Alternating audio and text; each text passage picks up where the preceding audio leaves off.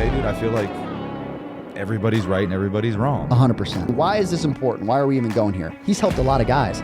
He's also not had success with a lot of guys. Come in with a purpose, and they're very intentional with what they do and how they do it. From the majors to the sandlot, baseball and softball share space in one place. Welcome to the farm system. Fellas, and the ladies, welcome back to another episode of The Farm. Co, what's going on? I know you got over there. I saw you at the Jolly Ranchers. Yeah, no, Jolly Ranchers. I was just watching Tank over there with the minefield of cords. I was watching my man. So he's walking. It's his birthday, but he's still gonna get got if he does something silly. So you know, let him in the show right now. Everybody's got to sing him happy birthday. Okay, he got his hoodie on. He came to impress. There he is. Oh, just hammering the mic. Hammering the mic. Come here, buddy. Thank you. There he is. Okay. There we are. Everybody make sure to say happy birthday to Tank on Second Instagram. Appearance. Even though by the time you guys hear this, probably be a week out. Oh, yeah. But still, you know, Tanky needs his love too as well, right? This episode is brought to you by Starburst and Jolly Rancher. Hey. All right. So we got Jolly Ranchers and Starburst just going live crazy. right now. Just crazy. going in. We're about to catch an NIL ourselves. Yeah, just NIL deal from that. Like, I'm just saying, Starburst are a little bit more juicy. What? There's something you got to chew. You know, like that's you true. got to. That's true. I think you just be slobbering on your Jolly Rancher though. Well, you know? I watched what Tank slobbers everywhere. So I'm just taking after the little man. But yeah. So no, I'm in on the Starburst. no, orange Starburst only though. That's my move. Orange Starburst? Orange Starburst, That should be a crime. and then the red Jolly Rancher.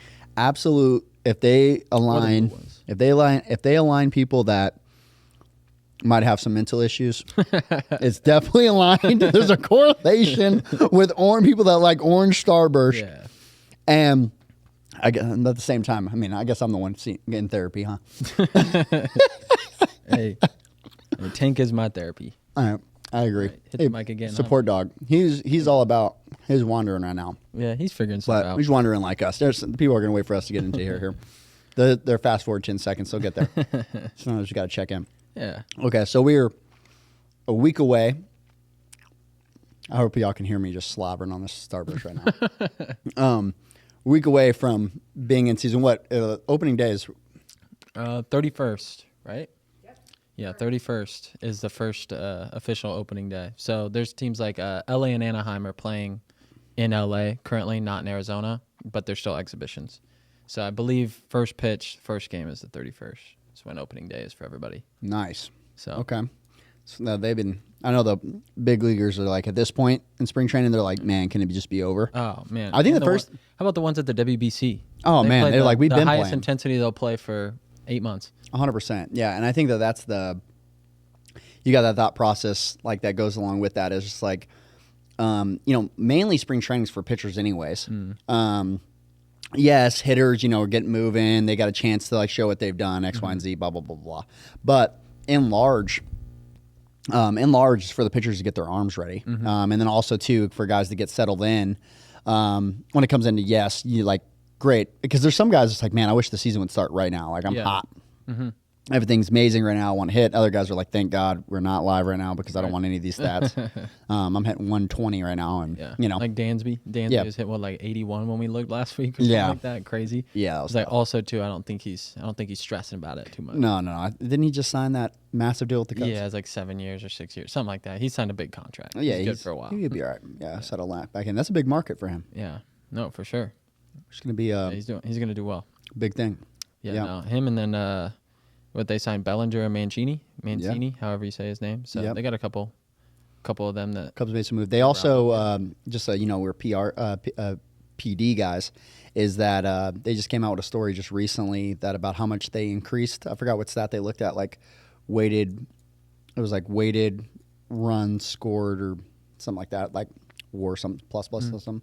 But anyways, analytics wise, I was just looking at it, and the Cubs had one of the biggest years from year over year of increase for their minor league hitters, which again I quote tweeted it and I was like added Stone and I was like I guess some of that stuff works, huh?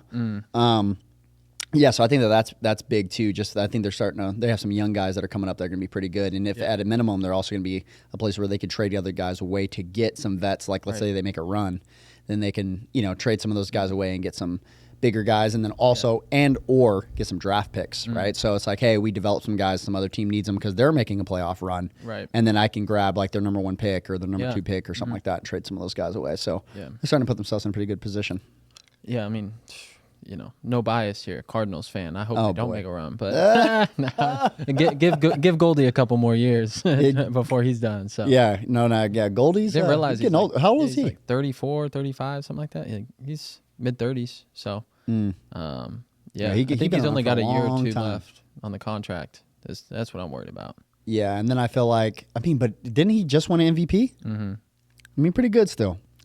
He just won an MVP and then was not on the top 10 players in the MLB list that was released recently, too. Fun fact. Yeah, that's rough. I'm like, man, that's What tough. you got to do?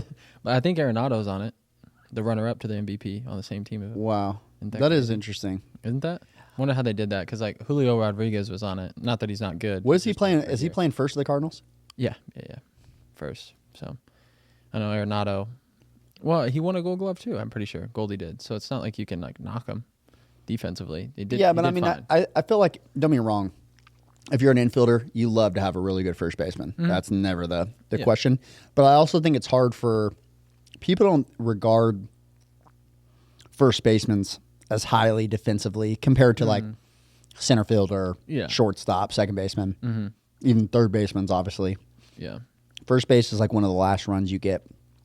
It's like, I think people just think it's like, I played first base a couple times when I got hurt. It's a different world over No, it there. was way different. Yeah. Yeah. It's his own skill set for sure. I also agree, though, that it's more of a skill than it is necessarily like, like short or something like that is like more athleticism. Yeah. But, and I think that's why it gets so highly regarded. But there's a particular skill set that you need, Oh, playing 100%. with them Yeah. at first base for sure. Well, I mean, you played second base. The bunts that you have to cover first, and you're over there. It's like the footwork around the bag, guy running down the. I mean, I'm gonna again not trying to be biased, but the angles on that particular play usually aren't in my favor great. as a second baseman. But you get those angles, something down the line, or like ball deep in the 4 holes as second baseman when they play shallow right field in the shifts. That angle's tough for a first baseman. You miss slightly to non-glove side. Well, or I whatever, mean, there's but- a lot of shoulder dislocations. There's a lot of really good hitters. Crazy. People put people on first and being like, oh, well, you won't have to throw. But then there's a lot of dislocations, like guys reach across the bag and then a guy runs into their arm and then boom, you dislocate a shoulder or something like that. So that happens a lot too. There's a lot of injuries at first base. Yeah. Like you're saying, people step on your ankle or something like that. Obviously, especially when you're younger, when kids are kind of a dick. Yeah. Like that definitely happens a lot more. Well, that's what too. Back in growing up in Kansas City, I got to watch the Royals when they won the World Series, and that was Hosmer was their first baseman, and that was one of the first times. I mean, I know there he goes. I think. That was one of the first times. Too, I'm sure plenty of first basemen have done it, but I saw first baseman, and it was him where like on long hops he would step back behind the lane to give himself a more favorable hop to field it rather than trying to go force a short hop or pick it. And that footwork's hard, playing is. around with it, just having so many opportunities in college to take ground balls. Yeah. Like, you play around Well, with that footwork, it's hard. it's the only position where that's why we say it like, hey, field it like or catch it like a first baseman, because it's the only position that you really do that at. It's very rare for you need to do that at second or third. Like when there's a bang bang force play, it's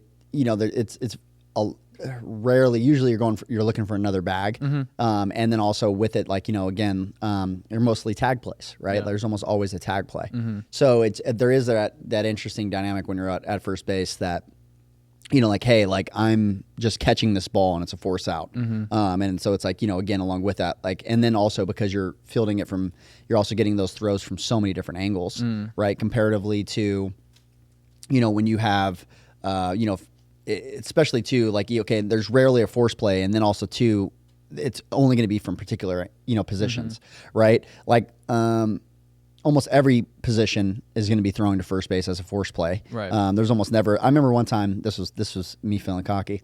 I remember the guy had a single to center field, like sharps a single. I was playing center in junior college. The guy hits a sharp ball to center field. He rounds it kind of hard, and he's a more heavy set guy, and I was feeling my arm, so I came up and tried to back pick him at first, and he just ran to second because I had such the ball's in the air for such a long time. It's like by the time the guy catches it, transfers throw to second base, like my coach had to tell me stop being a hero and just throw the ball in. Yeah. But it just rarely happens, right? Where it's like, okay, again, like you go into those other bags. Again, you're not going to have a force play generally at all. And then also too, if you are having a force play, it's almost never from the outfield. When it is, it's extremely hard hit ball, something like that. Usually it's from an infield, position. And then also too, along with that, a lot of times when you are fielding it from an infield position, someone's already tapped their bag first, unless like a shortstop's in the hole, something like that, right? Where like he comes over and he throws it that way and he just tries to get a force over there at third or something like that. Or again, 6-hole and he's just trying to get bang bang on second base and you only get one or something like that. But again, obviously, right? First base is that's all majority what you do is that you're just doing that. So if you haven't played, and then obviously like we talk about as well, just even from shortstop moving over their third is those angles that it's a difference in how the ball comes off the bat is very different. The angles, the spin, all that stuff. Yeah, because you played all infield positions, right? I played utility, bounce around. Yeah, I'd say this was always a hot take. Everyone disagreed with me, but I pretty much played all of them. I never really played much third in college, but I took reps and I played there some in high school. And my hot take was everyone thinks second and short's interchangeable. No, and I think I would rather play second third. and third than short and second. If they're gonna sub me and be like, hey, like which one would you choose? I'd be like, well, I hated third base, but if I was to just the way the game was played and the angles that were created, and kind of the flow of the game, I felt like short was so much different than second. And she over there. She over there. No, but no, everybody always disagrees. Taylor over there. Listen, we all got our candy. Taylor over there eating her peanut butter, her peanut butter things. Hey, Jarrell back there laughing too. He acting like he not eating a Crunchable back there. That boy, bro, we got the whole office snacking right now. We buying into Tanky's plan. We all snacking, but no. Like you were saying, like. Well, I think the one thing about short that's unique to its position compared to everywhere else is you play generally more aggressive, right? Like you are attacking almost every ball that's off the bat, right? Again, you're the furthest away from first base generally, right? People would go like, what about third? But third plays more in. Right. So shortstop, you're playing on like the grass, if not, a couple steps in maybe. From the grass. At the higher levels, you play fully back. They expect you to have an arm. They expect you to be able to do those things. When you're younger, they make you play more up because the balls are hit softer, and the guys don't have the arm so they have to play more in. But other than that, so everything's like, again, like I'm gaining ground constantly. Second base, you can wait a little bit. A lot of coaches, again, that kind of eats some guys up. Like I know it messed with me when I first went to second. Is like I felt like, especially because I had the arm I had. I was sitting too much, and balls started eating me up because I was just waiting too much. But it is like you got to know how to play that space, and then also too, third, it's like we talk about that all the time. It's like you got to rock it or it's soft. It's one or the other, and I really like third because, especially growing up in an academy where. It's hard to go side to side, like in a cage. Like it's hard to open up a lot of cages and like really get the field like that. And so I was always inside, so I always worked my hands a lot. So I was always getting like just picking and like doing those things. So I could pick pretty good. Always had decent hands. Like again, like I know we've done it in here. Like I'll close my eyes and pick and stuff like that. But we start challenging the feet now. Again, I'm more flat-footed, just like, and I know people say flat-footed, but like, no. Like really, like my feet are actually flat, right? Where other guys, again, have bigger arches in their feet, like all those things. And insert Smart and Soul snippet right there to see your gait while he walks. I definitely have really flat feet. I collapse into my arches, quite a bit. So it's hard for me to stay on the balls of my feet. So not only that, and then also like that opponent to. I'm really good at being stable, which is like at third base when you can kind of just pick and like really hard hit balls and like body and things like that. Plus, I also played majority of my career too. When I was younger, I caught, so I was always sitting in a squat and like dorsiflexion with like the bottom of my. So I got really, again, just doing that for years. I played catcher like a good, basically all the way till I got to college. Was majority of the time a catcher just because I had a good arm. So I was kind of athletic catcher behind the plate. Yeah, the point that you made about the hands was kind of interesting because everything that we always did growing up, we did a lot of paddle work. Like the flat pad, right? Yeah. And so like with that too, it's not so much about picking the balls; it is creating the hop that you want with your feet. Exactly.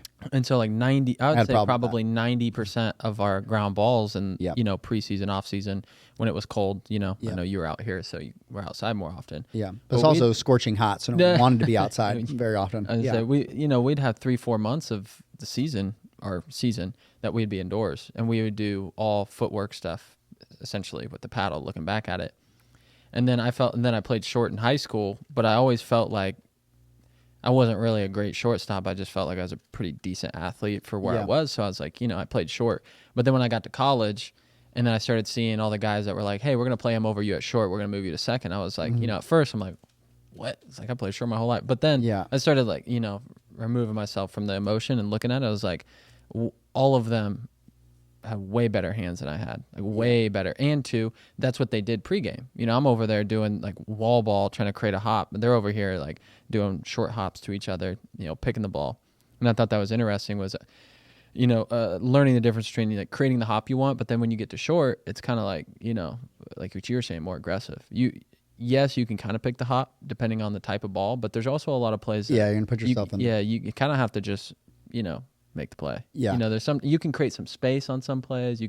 Some of them that are a little bit softer hit. Yeah. Or have the, played on turf. Well, and you get didn't some more have bounce. You also but- didn't have that crazy of an arm, though, right? No, I mean, I didn't though. Yeah. I mean, I was, I'm Well, I was saying that, like, but- that's the other thing is like I remember watching.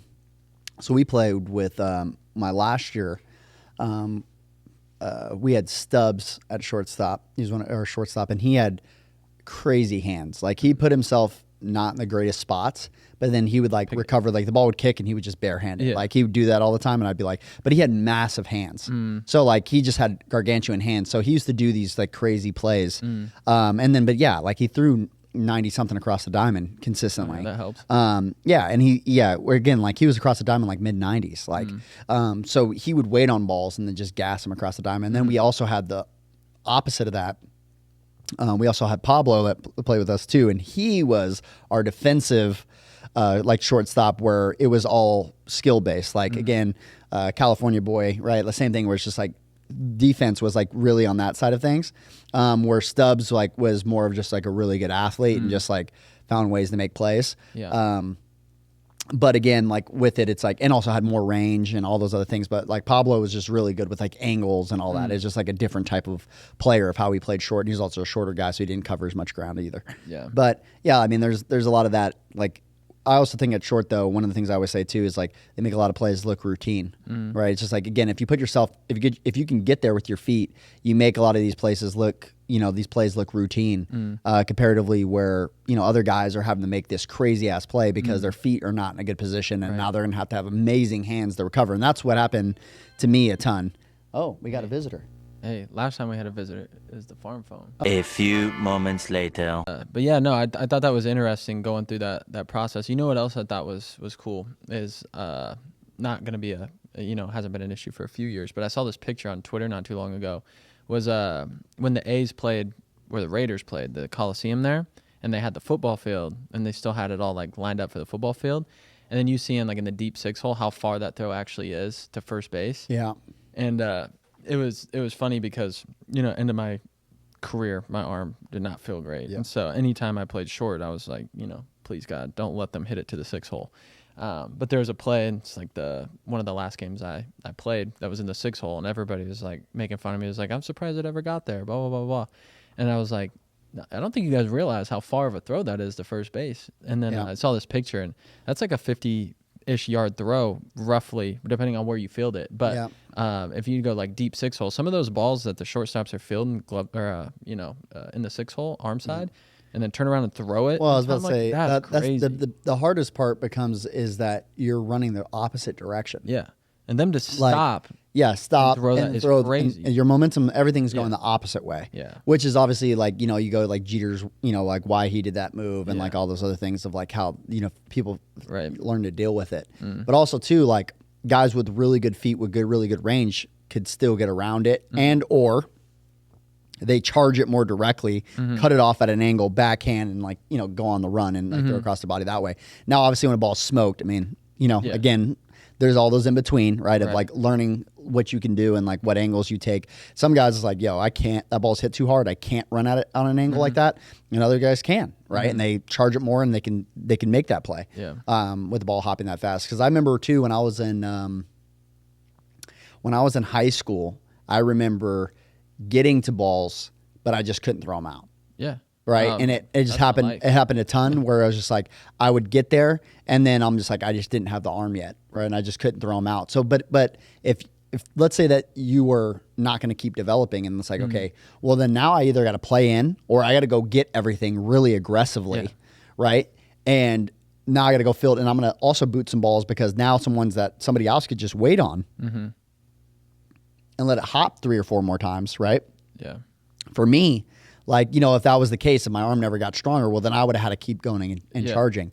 You know, for me, again, my arm just developed. So I used to pick it up, pat like two, 3 times and then, let it eat. You know, let it eat across the diamond, throw it as hard as I could, Yeah. you know? No, and you know what's funny too is like just talking about that, the constraints is by the end of my career, I played a lot more shortstop, you know, more mature, just, you know, could handle the intensity of that position. But ended up playing more shortstop, but my arm had gotten worse and worse throughout college. It just hurt more and more, not as strong.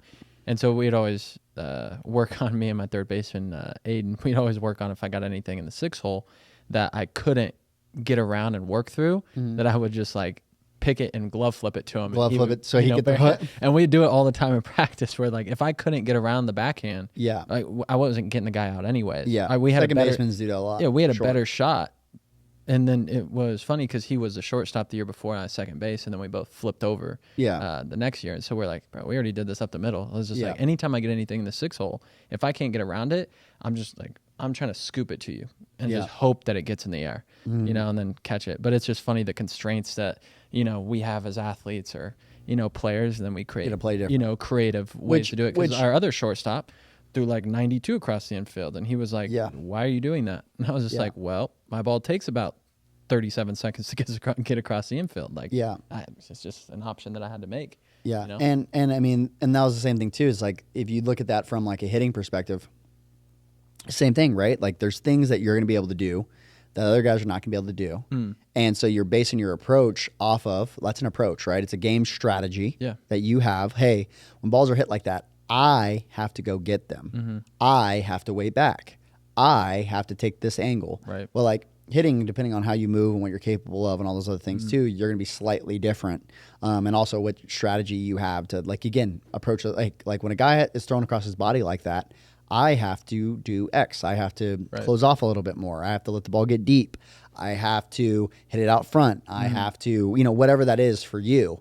Obviously, there's overlap that you just like all shortstops, like, hey, you have to go get that ball. Yeah. Right. There's certain plays it's like, hey, you can't wait. Yeah. Like it doesn't matter if you threw 98. Like you couldn't wait here. Yeah. Like you have to go get that ball. Right. And also you're going to get ate up because you're not picking your hop. Instead the ball's playing you. You're not playing the ball. Yeah. Right. And that becomes like, you know, with it. And I think that's what got me caught up a lot too, was when I would try to make it, when I would try to go and get my short hop, a lot of times I would get stuck and it'd be a mid hop. Yeah. It's like I attacked, but I wasn't fast enough to get, you know, again, I didn't move well enough to make it a short hop. Like I saw where I needed to get, I just didn't get there. Yeah. You know, and then so that would be a hard time, you know, for me too. Is just, and you're talking about 1/10 of a second, right? Like one more extra half foot in. Yeah. It's a short hop, not a mid hop. Yeah. Well, and two, it's like our other shortstop that played that year, and this can kind of tie back to hitting too, was any ball that was hit hard, I would try. I'd almost never went back on a ball at shortstop ever. He would go back a lot. Like if a ball was just you know smoked at him short hop, he would create space and go back on a ball. And I would just be like, even though it's hit hard, I have to go pick it. 'Cause if I go back, like I just don't have the arm. Like there's a chance if he's not like 3-4, you know, Big Daddy up at the plate, like I gotta go get it to some capacity, especially like I'm playing deep on some of those guys. But you know, he would go, you know, create space, and that was more of his option on some of those balls. But I was thinking about that, and hitting too was there's a softball player, and then I think she posted it today. But the girl just riding the chalk line. I don't know if you saw this, and I think I can't remember if she's like Washington or Auburn. I can't remember. I saw a lot of softball clips, but either way, she's like riding the chalk line, and then right as the pitcher gets ready to start her wind up, she does her little step back off the plate, kind of like the Chris Taylor. Yeah, And she did a huge one. Tewksbury posted it. Yeah. She plays for Washington. And she did a huge one, and I Yeah, was just like, massive. I don't know what the intentions are. I don't know the whole Yep. story, but just from first glance looking at it, I'm like, that looks like someone that either was tipped or had like some type of game plan of I'm gonna have to create some type of space for myself on that particular pitch that they're hopefully probably gonna throw here. For sure, yeah. You know? And again, also too, I don't watch that. I remember Tewksbury's kind of when he posted it, he was kind of we were talking about that, or someone had mentioned that too. It's like I haven't watched her play enough where if that's like a normal thing. move that she just does to help her get in her hip or something like Right. that, or if it is like I'm setting you up, like I know this is coming, Yeah. so I'm cheating for it, 100%. right? And also too, even if you do, like, good for you, Yeah. Like that was Yeah. again, it worked in that scenario.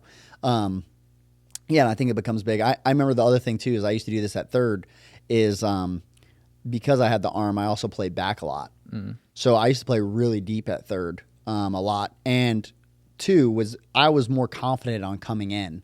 So I would play deeper and be like, okay, if they dropped it down, I'll be like, all right. Like, and then also two, one of the years that I played, it's also about knowing your pitcher, right? Like what can they cover? If you got an athletic pitcher compared to you just got a pitcher that's been a PO since he was 14 and like, again, never played infield or something like that. We had a team I was playing all the time. We had a pretty good group of athletic, pitchers that we had going on that really took pride in like covering their position and doing those things.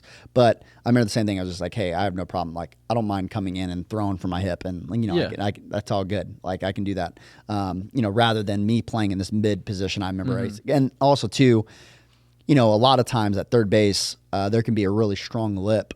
There could be a really strong lip, or a lot of players play on the grass, like a step onto the grass. And so they end up creating a dip because they just carve it out from like, that's where they play all the time.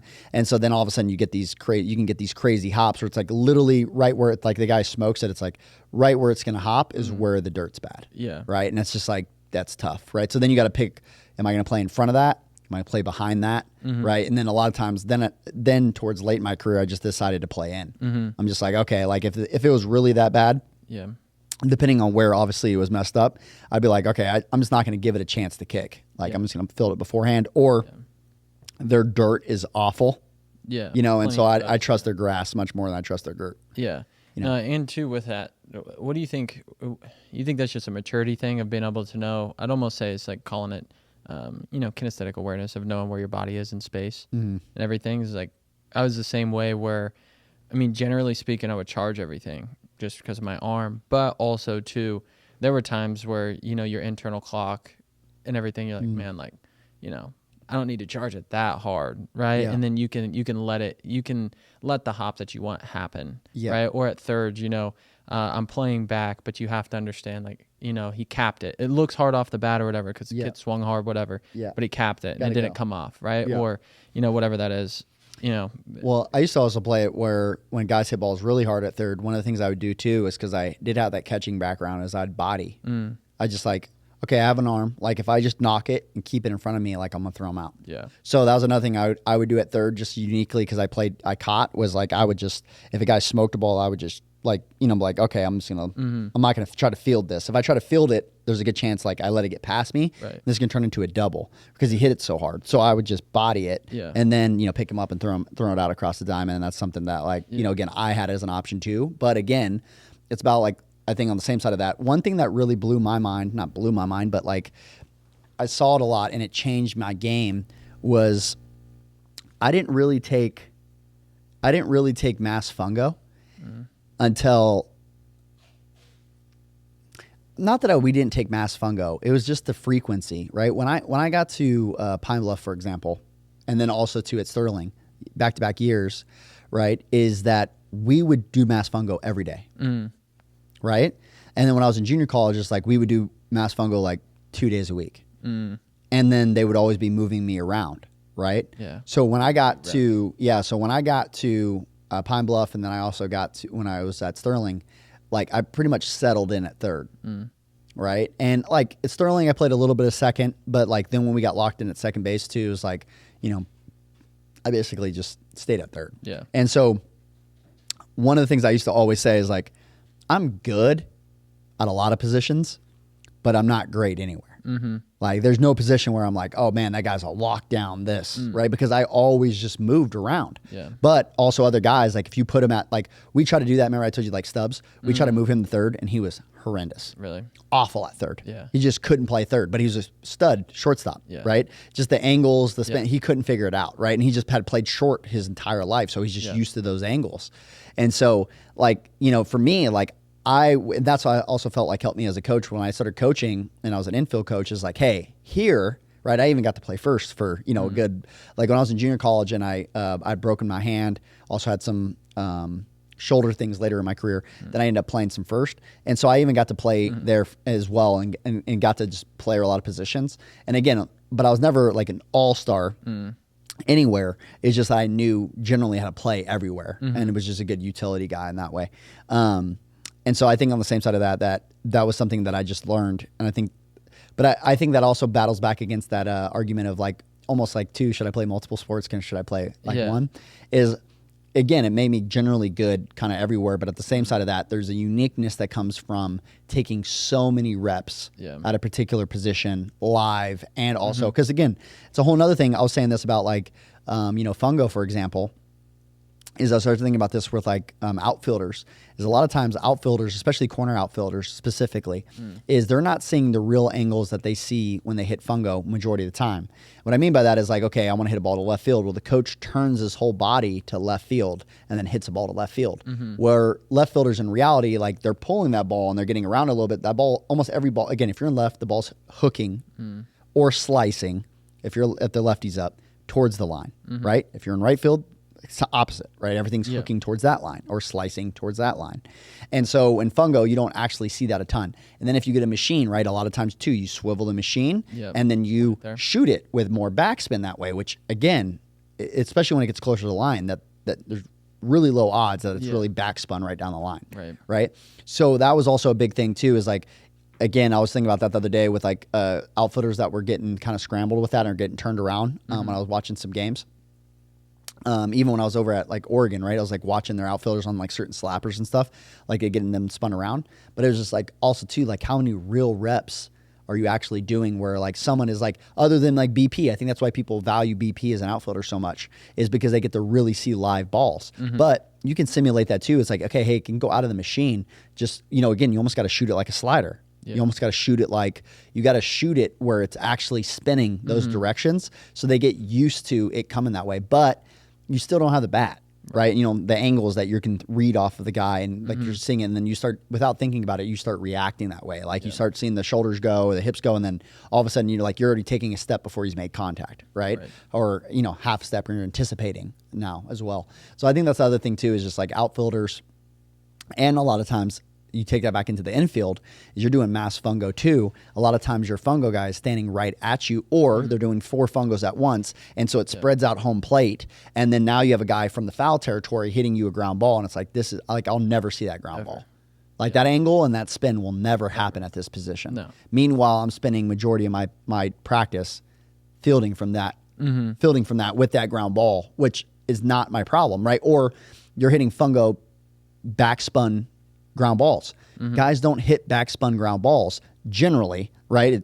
It's very odd for someone to hit you a backspin ground ball. Almost every single one of them is topped. And again, it's top spinning. So again, that's when then all of a sudden you put on the machine and you put it on top spin, and all these guys start getting ate up. And it's like, because that's like a real ground ball compared to, and again, it's toppling over. It's not back spinning and actually hopping, and you're getting these bigger hops that you get off of fungo constantly. Or even like mass fungos, a lot of times people don't throw.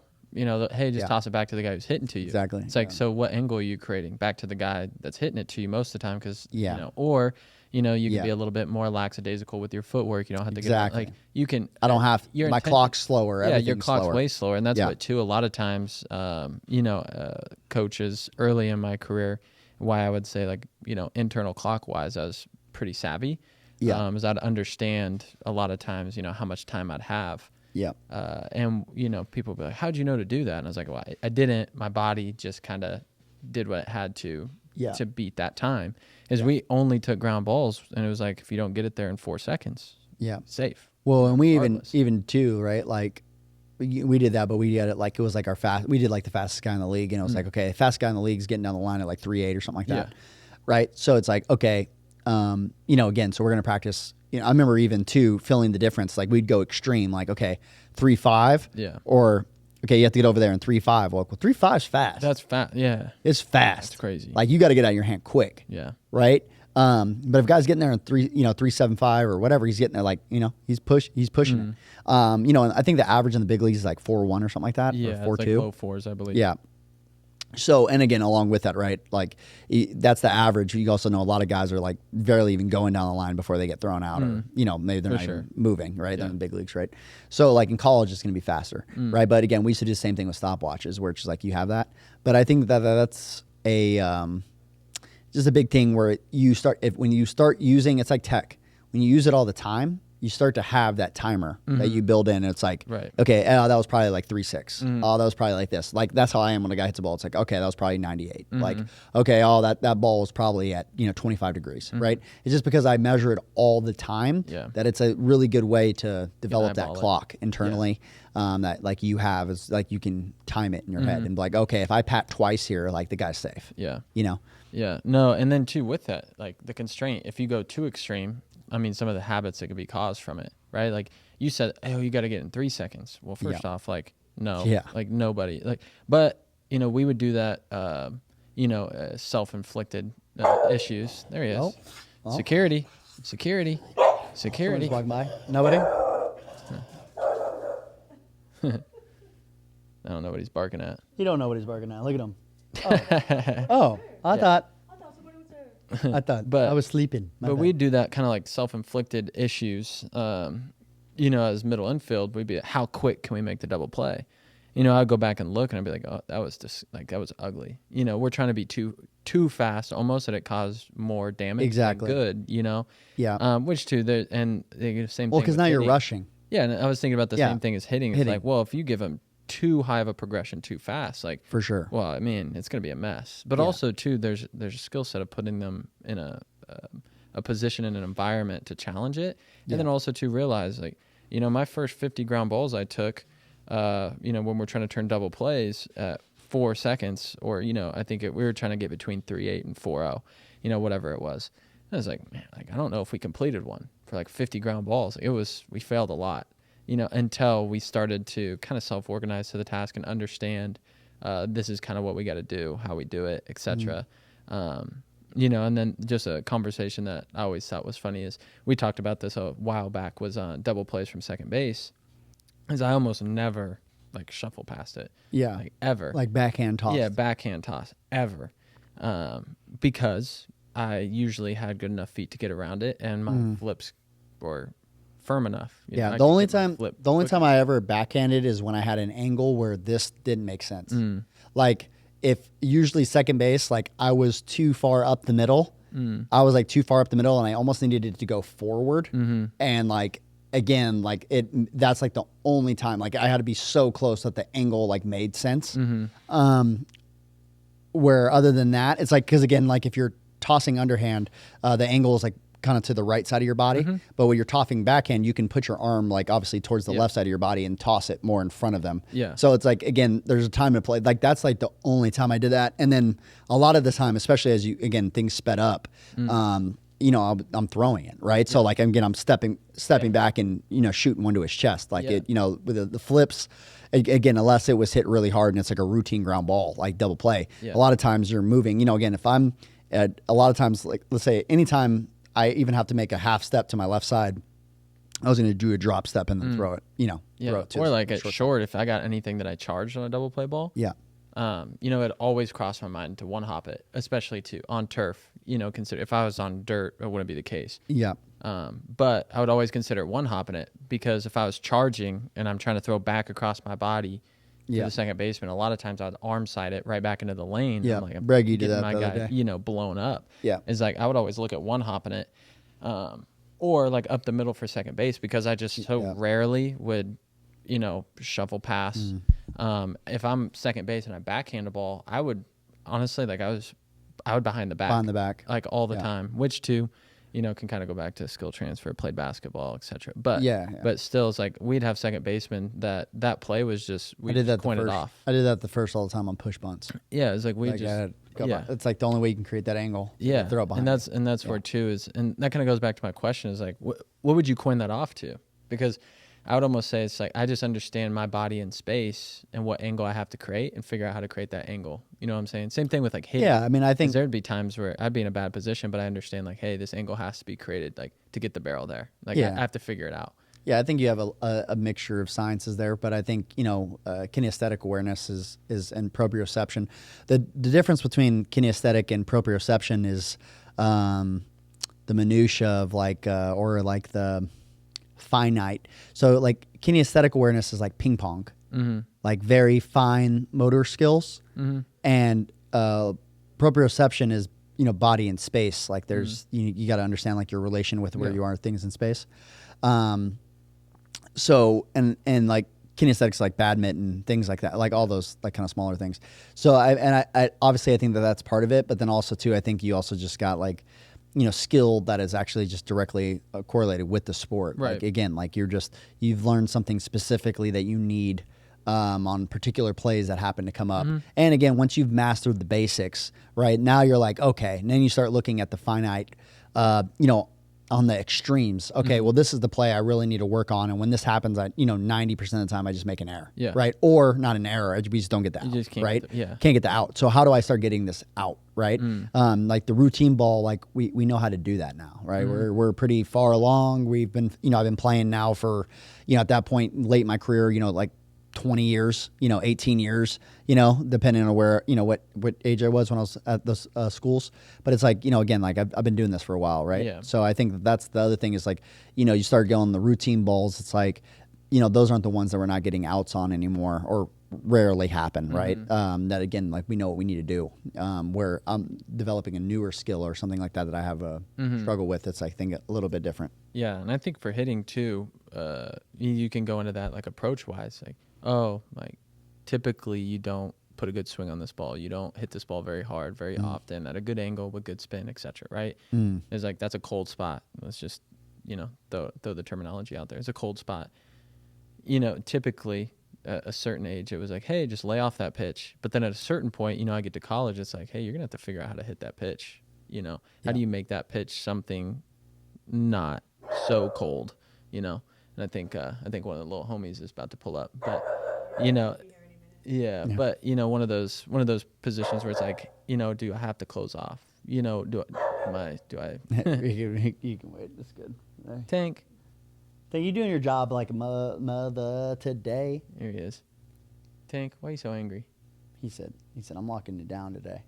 These guys aren't getting me. But yeah, like box adjustments, like do you make a box adjustment? Do you do the little step back and behind or whatever? Like, do you start off a little closed? Or are you striding a little open? Like, what is the, I guess how are you going to achieve that task essentially? Like how are you going to get your body in a good position to make that play? That's where it comes into is like also having, coaches or also players. Like I learned a lot too from playing with really good infielders. A few moments later.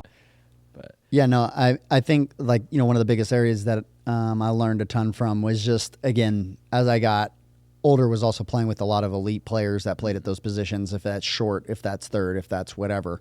And I remember the same thing as like, again, like Pablo used to take me through, he'd be like, hey, like he would also take me through his routine, right? Where there's these balls, like, again, they make a play, like you see a guy toss a ball behind the back, like me and like, no, he practices that. Yeah, that was sure. the first, like people would think like, oh, that's the first time he practiced. Like you can't train that. It's like, no, we do. Like on a daily basis, like we used to practice our flips, and we would even do at the end of double plays, like we would do that, like, hey, like make it flashy, right? And then we would intentionally flip balls, backhand balls, do all those other things, and like force that out. And that would be something that we were doing, right? Yeah. So like that's something that we practice like on a daily basis that, it might be for 10 minutes, but we practice it every day for the last year, and then finally I get a play, and I was do gonna it, say, any young coaches out there too. We had an infield coach that would turn on Too Much Sauce by Migos and let us do it for like 5 minutes. Yeah. we just ball out. It was fun. Yeah. Yeah, and again, along with that, or we would start every day, like part of our routine, like we would start every day fielding barehanded. Like we'd start every day where it was like, hey, like we'd constrain it, right? You can only do this type of flip. You can only do this. I don't care where you are, right? And I'm going to obviously hit it in a particular range where it's like maybe it is a backhanded flip, but I'm going to kind of hit it harder on you where you're scooping. It's like, okay, well, normally I would, get my feet going that way and I would normally do this. So it's like it forced me to get, good at doing certain things because they just constrained us enough. And so you just build a skill set like around that, right? It's just like when you're forced to putt, when you're forced to, use a wedge, when you're forced to do these things, like you end up getting good, like, because you train it, I think, on a large part. And I think that was a big thing was like, when I caught on to like routines and like how they trained, and then also mix that into my everyday. And then also obviously watching an elite, it's one thing to watch it on TV, but like, let's say this guy is practicing this bunt, right? Him coming in and throwing across his body over and over and over and over again, right? Like when they do that and you see it in front of you over and over again, like, again, like you start to learn from like, oh, that's what the senior does. And I'm a freshman and I don't do that play very well. And I think that's a big thing that was for me is just like watching elite players play and then also watching them play from the back and then asking them questions, obviously, as it happened. A few moments later. Some of that stuff, some of that stuff's interesting too, thinking about is like how much I did defensively and then looking back at, the constraints that we had or, the environment that we were put in and then starting to apply it to hitting as well. Or even to, like you're saying, I'd pay attention to a lot of what the best infielders would do, Yeah. But I was also very observant. Yeah. Yeah. I mean, same thing. But then a lot of the best hitters that I played with, you'd be like, hey, what are you doing here? They didn't really know why. They were just kind of doing what they did. Yeah. They're like, oh yeah, like this feels good. Or like, I've just always done that. And Stubbs was kind of like that. Stubbs was kind of like that defensively though, too. It's like Pablo was like very aware and had a routine and this is what I do. And then, Stubbs might be out there and his routine was, I'm going to take ground balls for 25 minutes and like, I'm just going to be out here in BP just fielding. Like, I'm going to field everything, the observant part comes in is like, he may not have it in his brain, but also paying attention to what he's doing, right? He's also good. For sure. Like there's some hitters that, I'd be observant. Okay, he's doing this. One of the kids I played with was box adjustment king. Like thinks a curveball's coming, he would take a whole step towards the pitcher. He would just like try to go get it before it broke. And we'd bring it up and he'd be like, it's just kind of like, I don't realize I'm doing it that big. Like, I do assume a curveball's coming, just knowing the count, like watching the pace and, his rhythm and everything. But he didn't realize like he would take like a full step forward, and some stuff like that. And then too, like his process, like when we would do that in practice, every time we'd hit curveballs, like he'd scoot up in the box. And it's like, he's just putting his body in a position that he can recognize, like, when I hit curveballs, this is where I want to be to compete, But I just think that's interesting, tying that back to hitting is, how differently I was trained offensively as a kid versus defensively, when it comes to some of the environments and constraint. Like a lot of times offensively it was just like, here's BP, hit the ball the other way. That was our coaching pretty much. So, but yeah, no, that's just interesting looking at the two different sides of the ball like that. But. Yeah, no, and then again, along with it, just like anything, it's like just because guys know how to, like, what they need to field when they're fielding or where they need to be. Same thing, like there's a whole bunch of guys that don't, and then they're just really athletic. Yeah. And the same thing on the hitting side. It's like, dude, I don't know what I do. Like I just see the ball and I hit the ball, right? And like there's hitters at the highest level that's like that's mainly where their mind's set on. So I mean, it's the game. It's and when you do get the, usually the guys that know what they're doing also become really good coaches and they really help people. And that's like how they had to learn, and that could be really useful. And it's great to have teammates or players or coaches that end up being like that can really help like in those ways, but it's not always the case. And it's like it's a blessing when you do get that way, but let's pray it out, huh? Yep. Cool. 1 second. A few moments later. So, dear Heavenly Father, thanks so much for providing again today, God, and just thanking you for the ways that you continue to remove anything that separates us from you. We're just so thankful that we have the opportunity, that we have another day to spend, and let us not be in search to be in somewhere else with you, but be here with you right now and be in your presence and know that that's all we need, and remove anything that might taint that perspective that you have for us, God, because you're always enough. We ask that all these things in Jesus' name, amen.